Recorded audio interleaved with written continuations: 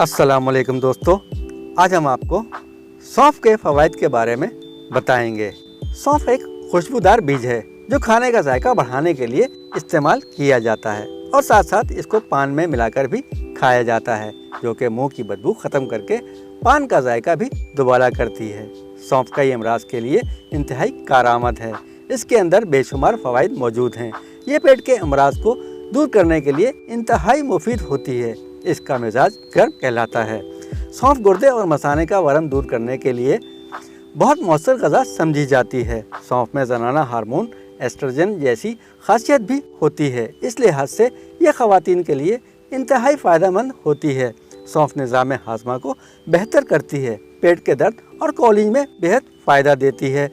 बिनाई को कायम रखने के लिए इसके साथ जो शंदा या बादबान सब्ज़ के पानी में सुरमा की तरह पीसकर आँखों में लगाते हैं। सौंफ की जड़ 6 माशा रगड़कर पीने से कमर दर्द में बेहतरी आती है। सौंफ की जड़ मैदे के फजूल रतूबत को खारिज करती है। सौंफ कमज़ोरी दिमाग के लिए बेहतरीन दवा है। तिली और मसाने के अमराज को दुरुस्त करती है।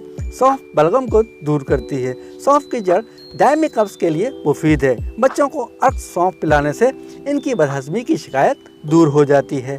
दर्द शिकम को फौरी दूर करने के लिए सौंफ के तेल की चंद बूंदें लेना मुफीद है। सौंफ का सफ़ूफ एक माशा खाना मैदे की जलन को दूर करता है। मुंह में थोड़ी सी सौंफ डालकर चबाते रहने से बैठी हुई आवाज़ ठीक हो जाती है। सौंफ का सफ़ूफ ठंडे पानी के साथ फाँकना बुखार में होने वाली मतली को रोक देता है और मैदे की सोजिश को दूर करता है।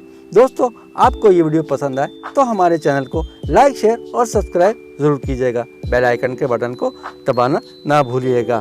अगली वीडियो तक के लिए अल्लाह हाफिज़।